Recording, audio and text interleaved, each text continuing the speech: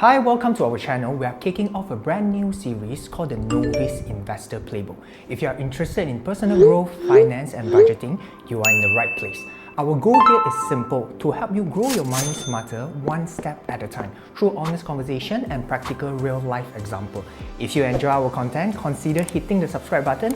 It really means a lot to us. Now, let's dive into the real deal. Hi, I'm Nelson. As you saw from the title, we are launching this new series to help beginners to build a strong foundation in investing.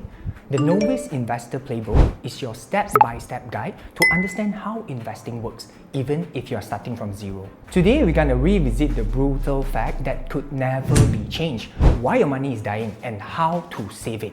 If you ever feel too poor to invest, stay till the end. I hope this changes certain aspect of yours towards investing.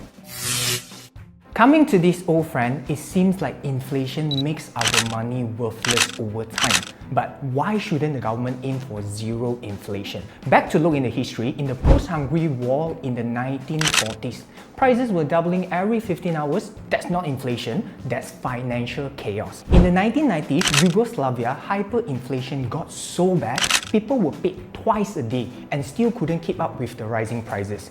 Zimbabwe printed money so fast, people literally needed wheelbarrows just to buy bread in the 2007 and 2008. That printed piece of paper we call money is technically worthless. Of course, these are extreme cases, and I'm sure you heard of stories or news how people kept their cash under the bed for decades and it loses its value. Or even ask yourself, how much you used to spend to get the same meal you used to get compared to this current moment. But inflation is inevitable, and in the right amount is actually healthy and necessary for a growing economy. Because think of inflation like a rising tide. It doesn't rise only cost of living. A slow, predictable tide lifts all boats: salaries, profit, investment. But if the tide stops, the boats get stuck in the mud. If it rises too fast, the boat terbalik. Since inflation is inevitable, don't leave your money doing nothing. Invest in assets that outpace inflation. Take stock, for example. First, not to complicate stuff by thinking how to identify the one-of-a-kind stock that outperforms the market and make money that changes your life immediately. Simple. The wealthy could be just investing in S&P 500, the 500 biggest company in the US. These companies also have spreading across all kinds of industries.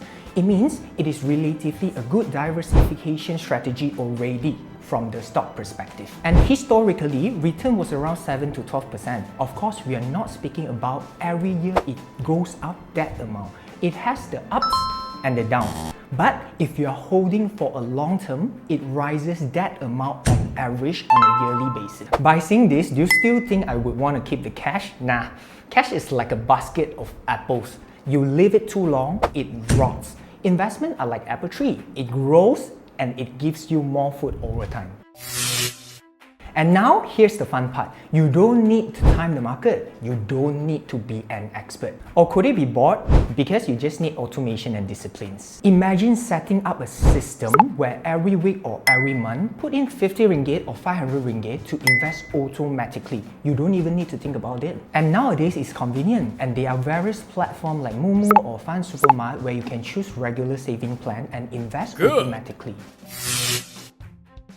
Of course, I will say the secret is big money. If I have tons of money, then the return gonna be pretty, isn't it?